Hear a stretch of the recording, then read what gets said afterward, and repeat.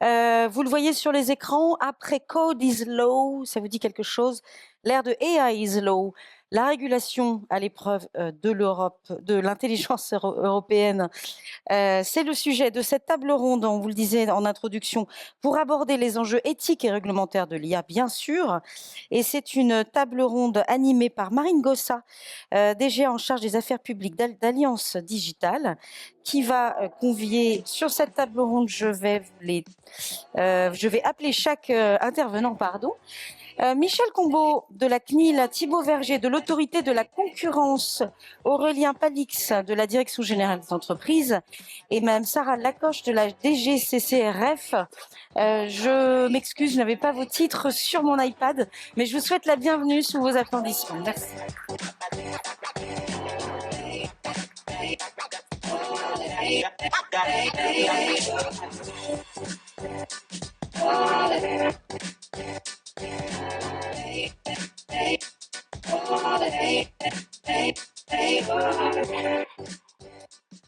Donc, bonjour à toutes et tous. Merci. Donc, je suis Marine Gossa, directrice générale adjointe de l'Alliance Digitale en charge des affaires publiques et juridiques. Et j'ai donc l'honneur d'animer cette dernière table ronde de la journée.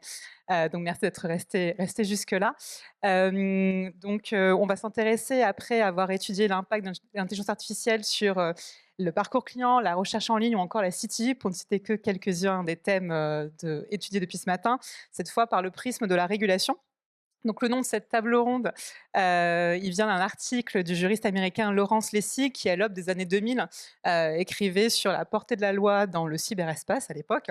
Il comparait la différence d'application entre les mondes physiques et virtuels. Et il postulait que la manière dont nous expérimentons le monde numérique est avant tout façonnée par des choix techniques plutôt que par la norme elle-même. Et donc, à une époque où effectivement le portefeuille, on va dire, de régulation numérique était encore moins étoffé qu'aujourd'hui, il postulait que c'est surtout le code du cyberespace qui régule, donc plus que la norme.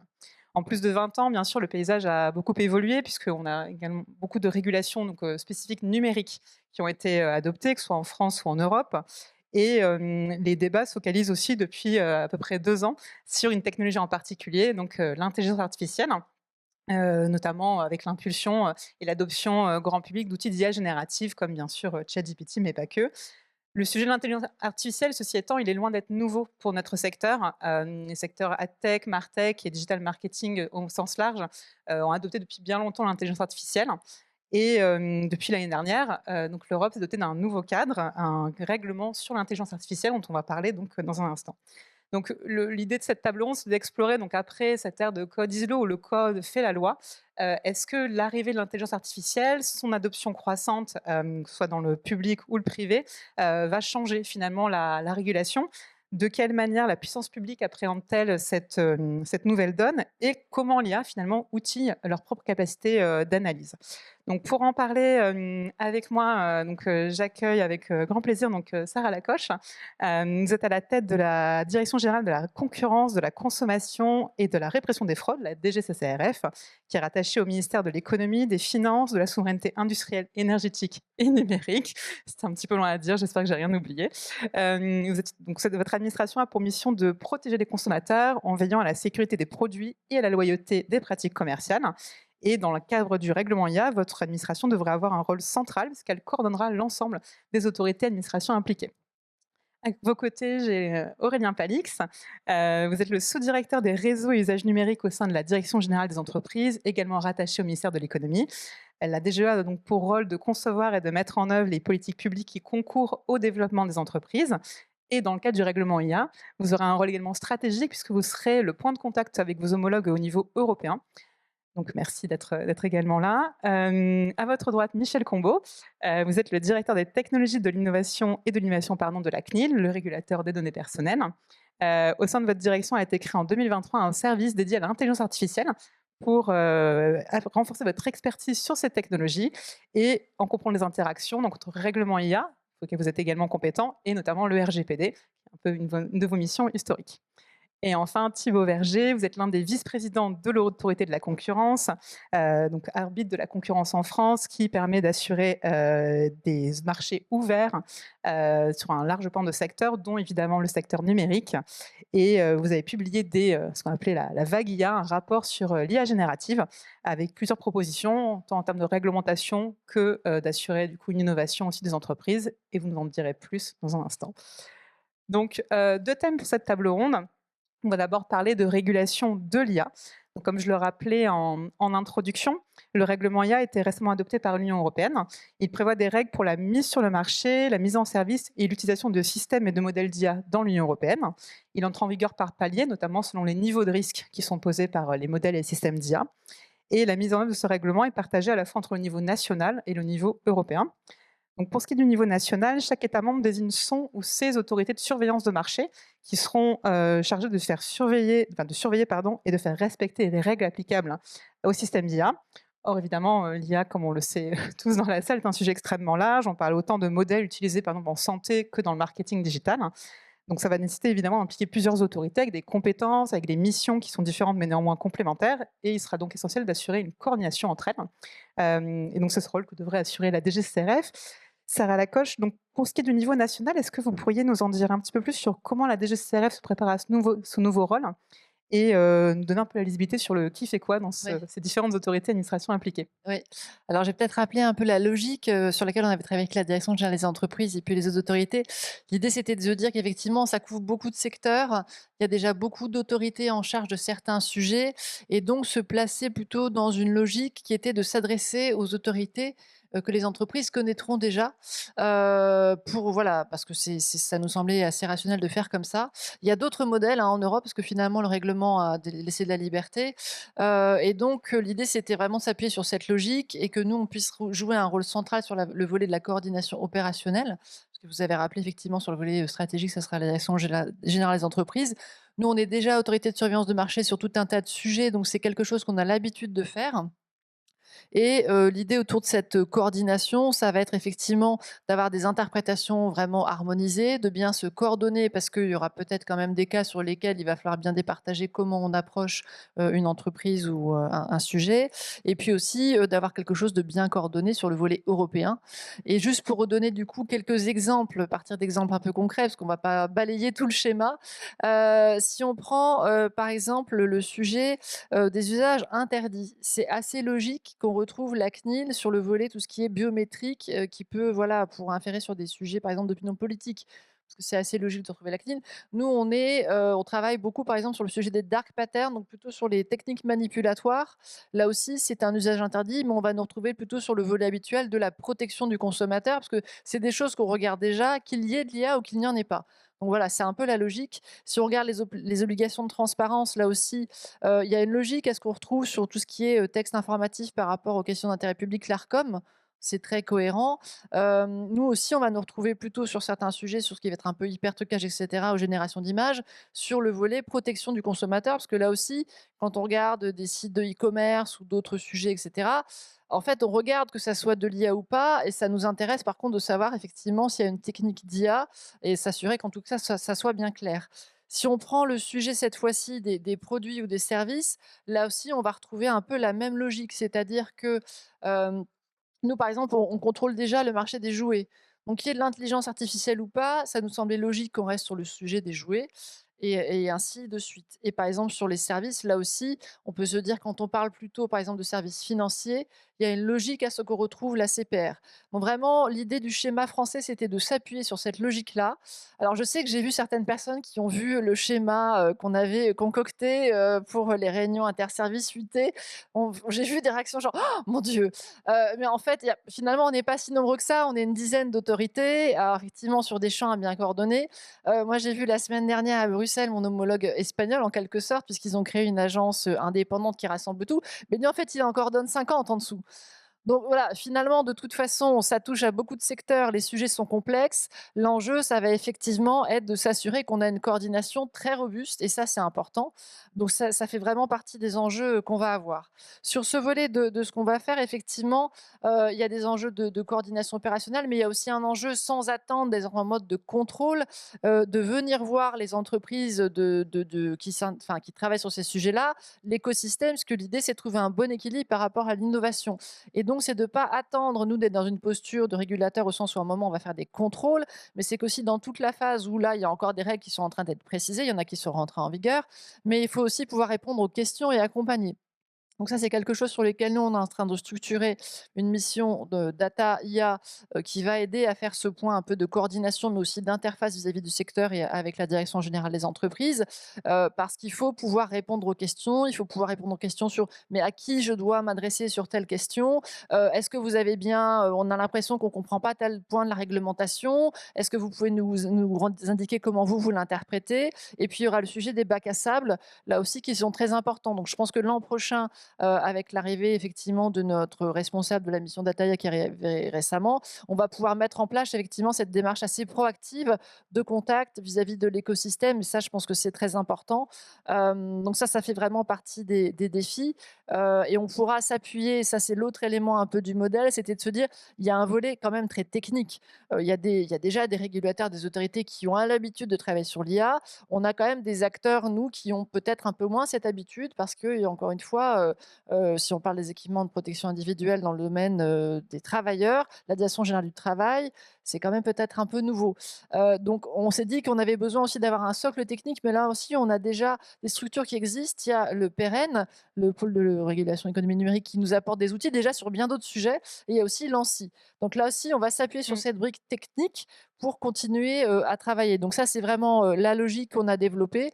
Et encore une fois, ça va se mettre en place, mais il ne faut pas hésiter à nous contacter, voilà, parce qu'on commence à se structurer et nous aussi, on va devoir, embarquer nos équipes, hein, sur le sujet, mais en tout cas, on est en train de se structurer.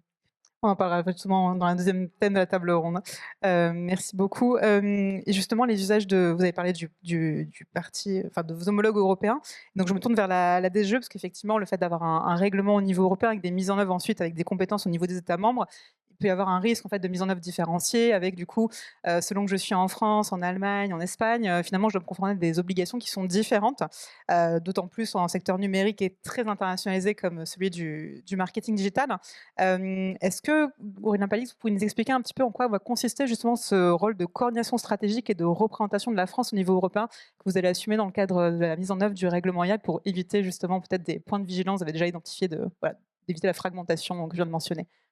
Oui, bien sûr. Mais en fait, c'est vraiment le cœur de nos préoccupations. Aujourd'hui, déjà, nous, on est au contact des entreprises au quotidien et c'est déjà un sujet en dehors de l'IA. C'est déjà un sujet, la fragmentation et s'assurer que l'implémentation des lois se fasse de manière harmonisée au niveau européen. Donc pour ça, bien évidemment, la DGCRF va veiller au niveau national et avec le socle technique. Et donc au niveau européen, nous, on sera mobilisés. Le règlement IA prévoit la mise en place d'un comité IA qui rassemble tous les États membres qui vont pouvoir rapporter auprès de la Commission européenne. Et donc, c'est la DGE qui va siéger. D'ailleurs, il y a un comité aujourd'hui même. C'est pour ça que mes collègues sont à Bruxelles aujourd'hui même. Et donc, dans ce comité-là, aujourd'hui, la préoccupation principale, c'est de discuter avec la Commission sur la préparation des textes d'implémentation, puisque pour l'instant, le règlement existe, mais il y a encore beaucoup de textes d'exécution qui sont encore à définir et qui sont dans les mains de la Commission. Et donc nous, côté français, on y va et on porte les positions françaises sur ces sujets-là, qui sont assez claires. Et comme l'a déjà dit, la DGCCRF, c'est vraiment essayer d'être pro-innovation, d'avoir une application qui soit la plus claire et la plus simple possible pour les entreprises, afin d'avoir des règles vraiment claires, précises et harmonisées au niveau européen. Donc ça, c'est le message qu'on porte aujourd'hui dans le cadre de la définition des textes.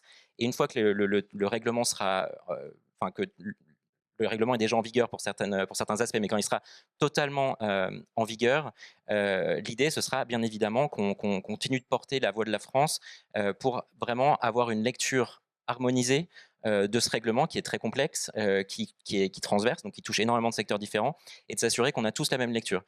Parce qu'aujourd'hui, il y a encore, et comme le disait la DGCRF, il y a encore beaucoup d'entreprises qui se posent beaucoup de questions. Ce matin encore, on discutait avec la SNCF, avec la RATP, qui se posent encore des questions sur mais est-ce que tel usage, ce sera du haut risque ou pas du haut risque? Et donc il faut qu'on arrive à définir, il faut déjà que nous, au niveau national, on se mette tous d'accord sur est-ce que c'est ça, et qu'on s'assure qu'au niveau européen, on a tous aussi la même lecture. Et donc ça, c'est vraiment le message qu'on va essayer de porter et qu'on va essayer de s'assurer au niveau européen dans le cadre de ce comité. Avec peut-être des outils ou des manières justement de discuter avec vos homologues pour assurer cette harmonisation? Bien sûr, alors au-delà de ce comité qui se réunit, mais il y a aussi des groupes de travail. Donc bien évidemment, on va mettre en place il y a déjà un groupe de travail sur l'harmonisation qui est en cours, auquel on travaille bien évidemment avec les autorités nationales pour essayer de faire porter un petit peu ces messages-là. Et bien évidemment, l'enjeu, c'est aussi c'est exactement la même chose qu'au niveau national, comme le disait la DGCRF, on va mettre en place un socle commun, donc avec le PRN et l'ANSSI, qui vont développer des outils, qui vont développer des méthodes qui pourront être utilisées de manière harmonisée au niveau national par toutes les autorités. L'idée, c'est de pouvoir mutualiser aussi cette approche-là, et donc que ces acteurs-là, que notre socle commun qui définit des méthodologies de contrôle, puisse aussi partager avec les autres autorités pour être sûr que justement on a vraiment une approche harmonisée au niveau européen. Merci et justement, une des complexités qu'il peut y avoir dans la mise en conformité, c'est de se dire: «Le règlement IA, il s'ajoute à d'autres réglementations, donc comment en tant qu'entreprise je dois faire pour le mettre en œuvre?» Une réglementation qui est assez évidente, en termes de synergie, c'est bien sûr le RGPD, notamment quand on parle de modèles entraînés ou traitant de données personnelles. Michel Cambo, justement, quelle synergie pour vous il y a entre le RGPD et le règlement IA dont vous pouvez nous parler aujourd'hui? Alors, je pense que le premier point, ce qu'on peut effectivement citer, c'est que les 2 régulations, que ce soit le RGPD et le règlement IA, se veulent complémentaires, hein. Ils ont poursuivi en fait un objectif commun, c'est celui d'accompagner le développement des nouvelles technologies, en alliant effectivement avec un fort niveau de protection des droits fondamentaux et du droit de nos, concitoyens. C'est vrai que le RGPD, hein, c'est vraiment la des principes et des règles, générales, hein, pour garantir la protection de ces données à caractère personnel qui s'appliquent à tous les traitements de données, y compris ceux réalisés par des systèmes et des modèles, d'intelligence artificielle. Le règlement, sur l'IA vient finalement compléter, cette approche en posant les conditions requises, hein, pour et en s'attachant aux modèles et aux systèmes, pas tant finalement aux données qu'il utilise, mais plutôt à la manière dont ces modèles et systèmes, sont construits, notamment au regard des risques, hein, sur la santé, la sécurité ou bien entendu sur le droit fondamentaux des personnes avec une approche basée sur les risques et qui après, découle et arrive à des réglementations. C'est vrai que l'enjeu en tout cas de ces 2 réglementations, c'est comme je l'ai dit vraiment de développer un écosystème, de confiance pour le public et pour les entreprises, et c'est effectivement à ces conditions-là en tout cas, selon les valeurs un peu je dirais européennes, qu'on arrivera à ce que, l'ensemble des acteurs, entreprises et publics, s'approprient l'IA et arrivent à en tirer les je dirais les bénéfices. Je le rappelle finalement que cette mission historique, innovation et protection des fondamentaux, c'est celle de la CNIL depuis sa création, hein, le I et L, c'est informatique et liberté et donc cette dualité, elle est au cœur des missions de la CNIL et on va en tout cas nous, bâtir, notre action sur le règlement IA, sur cette expérience tirée de l'application du RGPD. C'est vrai que qui dit synergie, dit, cohérence d'application des 2 réglementations, et en tout cas, c'est un travail que l'on fait, actuellement. D'abord au niveau européen, avec un travail assez important avec le bureau, de l'IA au sein, de notre collectif, d'autorités européennes, le Comité européen pour la protection des données, le CEPD, hein, pour avoir des lignes directrices conjointes, sur, l'application du RGPD et du RIA. L'idée est d'arriver à un certain nombre de lignes directrices, d'outils communs, pour les entreprises pour pouvoir, s'assurer de profiter du maximum de synergie entre les 2 réglementations et je veux dire aussi, c'est ce qui a amené en tout cas le gouvernement à faire le choix de nous confier un certain nombre de marchés, notamment quand je pense à l'éducation, à la biométrie ou au travail, qui sont des marchés où, l'utilisation de données à caractère personnel est quand même assez élevée. Donc, l'enjeu pour nous est après d'arriver au niveau opérationnel, d'avoir une application cohérente, tant pour le public nos, que pour les entreprises. Aussi, qui dit synergie dit aussi, mise en œuvre collective. Je pense que notre présence, collective ici montre que le collectif, en tout cas des autorités, qu'elles soient autorités indépendantes, ou autorités de l'État, marche très bien. On avons des conventions de coopération avec la DGCCRF et l'autorité de la concurrence, et nous allons essayer de vraiment bâtir la mise en œuvre du RIA de manière conjointe entre réglementations, mais aussi entre autorités. Nous allons aussi nous tirer parti de notre collaboration au niveau européen avec l'ensemble des autorités pour arriver à avoir cette vision commune au bénéfice de tous. Et je dirais qu'au-delà, la CNIL a fait aussi énormément de travail avec nos homologues en France, notamment pour arriver aussi à avoir une démarche d'interrégulation. Je pourrais citer par exemple nos travaux sur le credit scoring avec la CPR. Et on le voit, le RIA va nous amener à renforcer cette approche de l'interrégulation, et ce qui est pour nous un élément important, qu'une entreprise face à 2 voire 3 réglementations puisse avoir une vision commune de 2 ou de 3 régulateurs, et ce qui serait effectivement un gage de sécurité pour elle, mais aussi un gage d'efficience pour nos concitoyens, pour avoir finalement protection de leurs droits, mais aussi des services innovants. Merci. Pour finir ce premier tour de table sur la régulation donc, de l'IA, je me tourne cette fois vers l'autorité de la concurrence. Pardon. Comme je disais, vous avez un rôle central pour assurer l'ouverture des marchés. Vous avez donc publié l'année dernière un rapport sur l'IA générative qui était avant l'entrée en vigueur du règlement IA. Thibaut Verger, le marché évolue extrêmement rapidement. Est-ce que vous pouvez nous indiquer si les propositions que vous faisiez à l'époque vous semblent toujours d'actualité aujourd'hui, et notamment au vu du règlement IA qui a été adopté entre-temps? Oui, merci. Donc effectivement, on a publié il y a maintenant un an et demi les résultats de ce qu'on appellerait une étude flash sur le marché des modèles d'intelligence artificielle, qui faisait suite à un avis beaucoup plus développé qu'on avait fait sur le marché des services cloud. Et ça partait de l'idée que c'était quand même des marchés qui, pour les autorités de concurrence, sont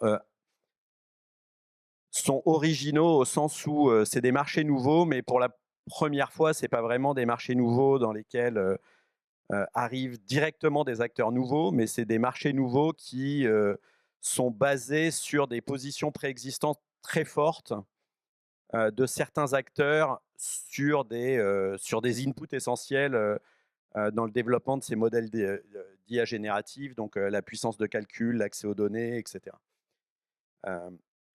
Et donc, c'était un peu l'idée de voir si ces acteurs prépondérants dans d'autres domaines avaient un avantage concurrentiel. Donc, on avait fait une dizaine de recommandations. Je vais revenir sur 2 qui me paraissent importantes et sur lesquelles on a vu pas mal d'évolutions depuis 1 an et demi.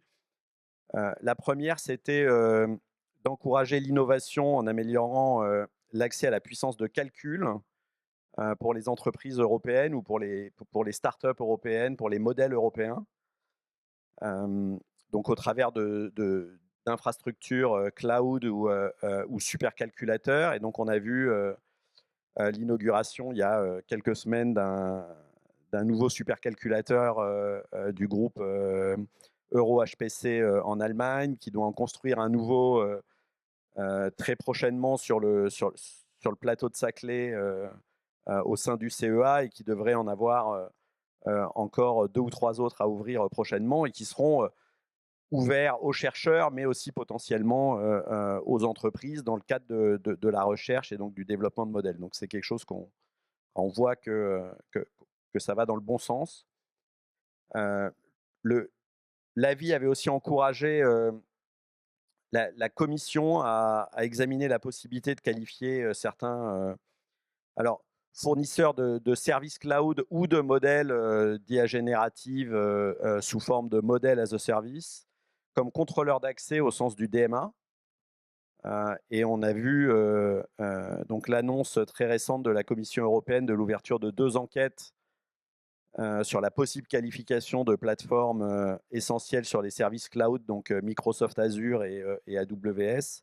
Donc ça va encore prendre du temps, on verra ce qui va se passer dans les mois qui viennent. C'est des enquêtes qui prennent quelques mois avant de déboucher éventuellement sur une qualification comme plateforme essentielle, mais en tout cas pour nous, ça va dans le, ça va dans le bon sens.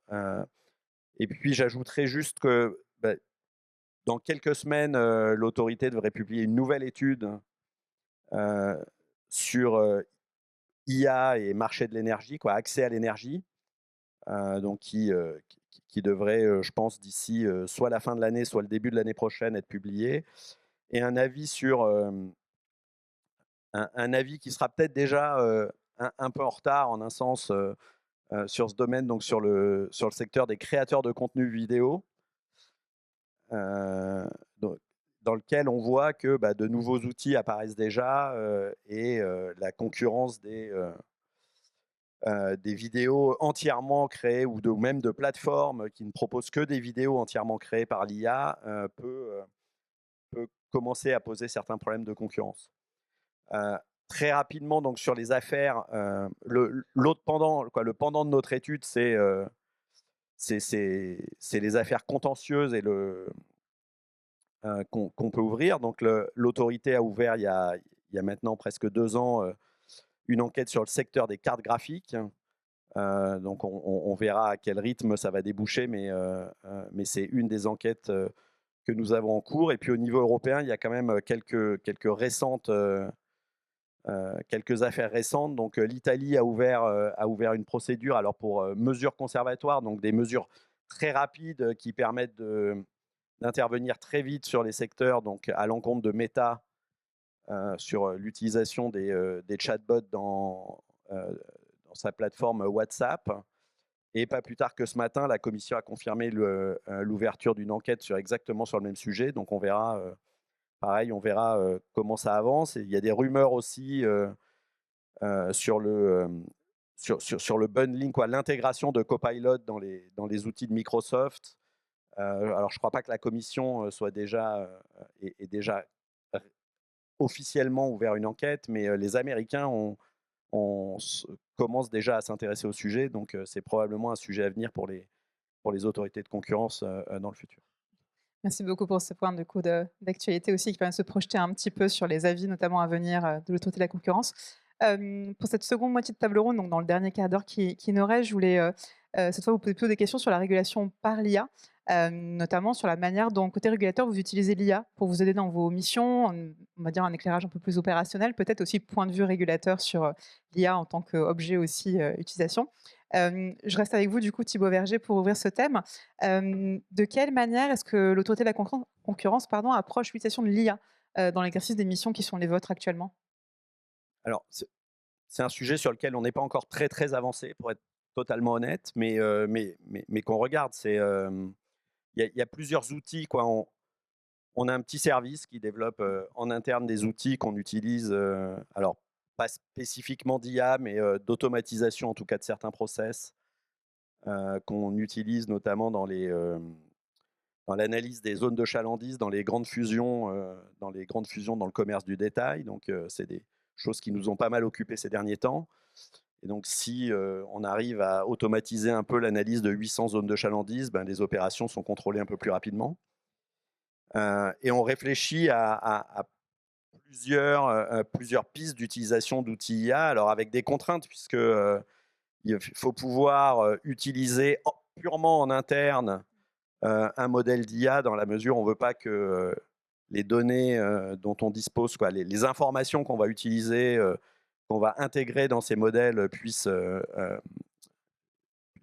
sortir des serveurs de l'autorité. Donc ça pose quelques contraintes techniques, et notamment pour l'entraînement de ces modèles.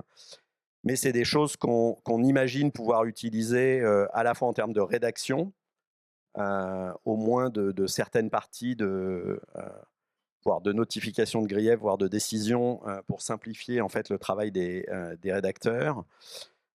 Et puis aussi à la suite de nos enquêtes en entreprise, de perquisition en entreprise, des masses de documents sont saisies. On a un temps assez restreint pour aller regarder toute cette masse de documents et ce qu'on va pouvoir en faire.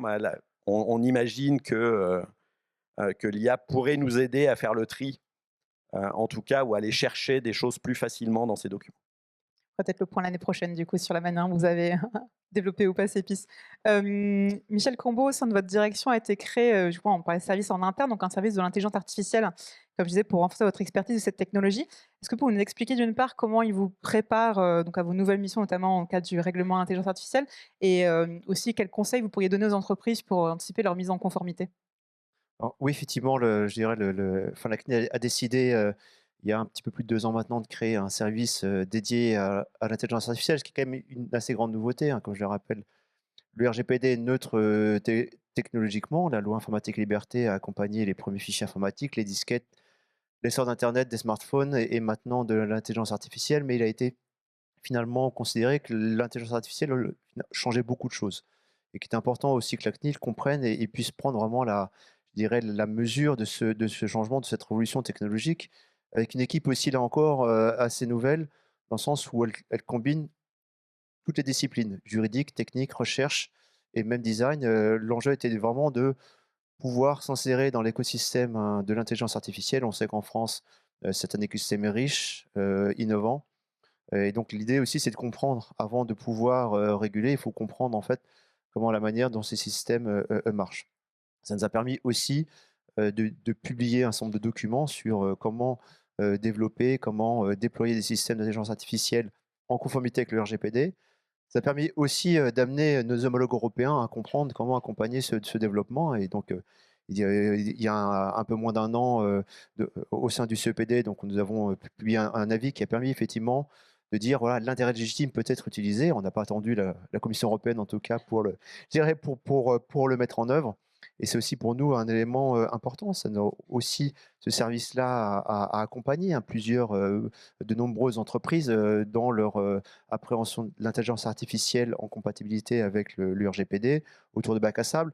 Au-delà de ça, c'est pas seulement le service qui fait de l'IA, c'est toute la CNIL qui maintenant en fait. L'idée, c'est que ce service-là vient former aussi les agents, travaille avec l'ensemble des directions, de l'accompagnement jusqu'au contrôle, jusqu'à l'information du public. Et c'est ce service-là qui, grâce à son expertise, diffuse en fait cette culture de l'intelligence artificielle au sein de je dirais, de nos équipes, et ce qui nous prépare, avec l'arrivée du RIA, à prendre en compte en fait ces spécificités pour pouvoir mettre en œuvre ce nouveau règlement.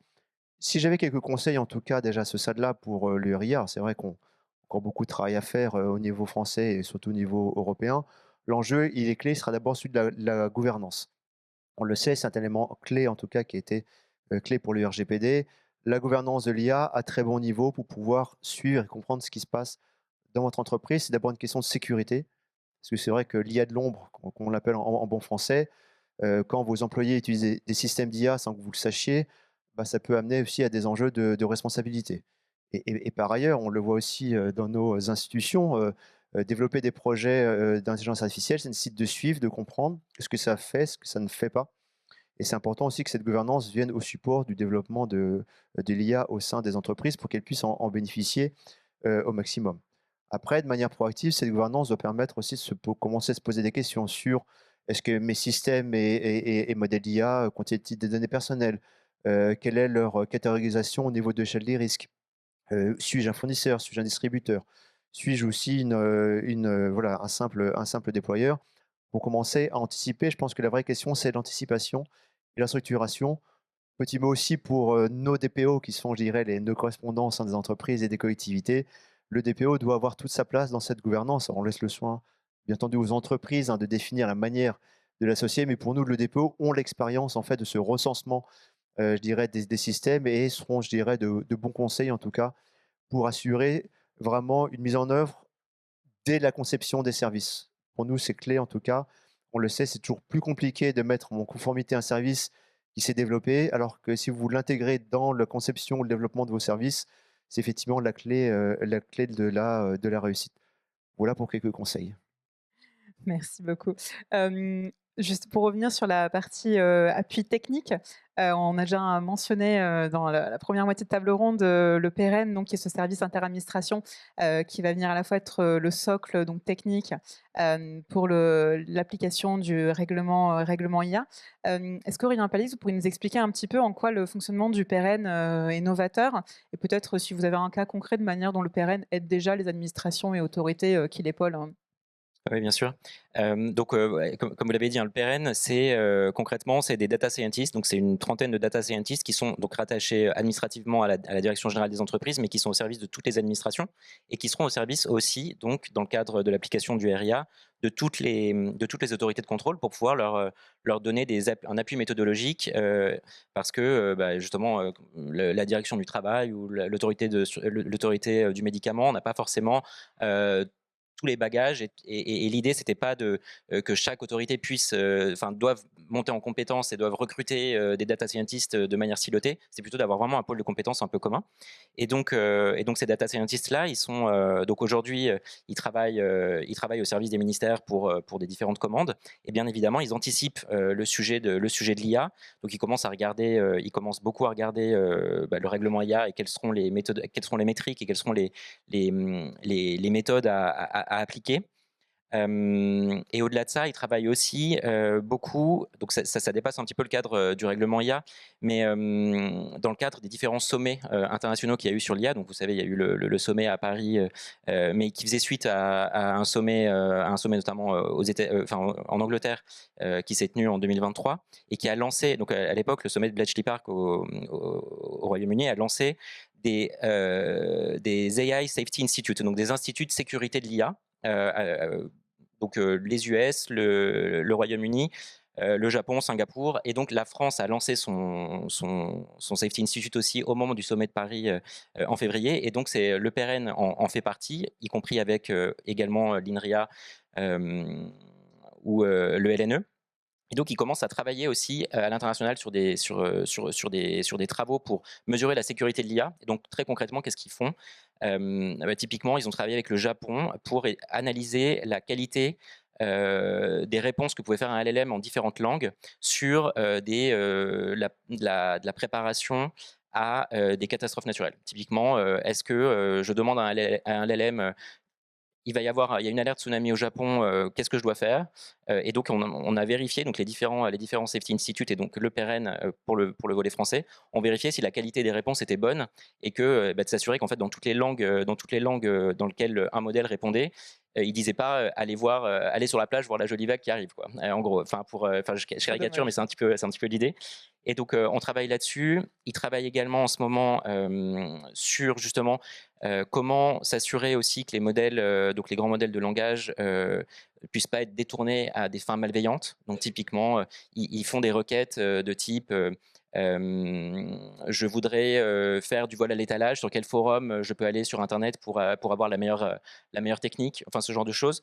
Et donc tout ça est vérifié avec des experts, donc des data scientists langue par langue, avec des métriques. Et donc tout ça, bon, ça c'est sur les modèles larges, donc qui seront pas forcément contrôlés au niveau national par les autorités nationales dans le cadre du RIA. Mais en tout cas, ils commencent à développer aussi beaucoup de métriques sur ces sujets-là pour être prêts à l'entrée en vigueur du règlement IA.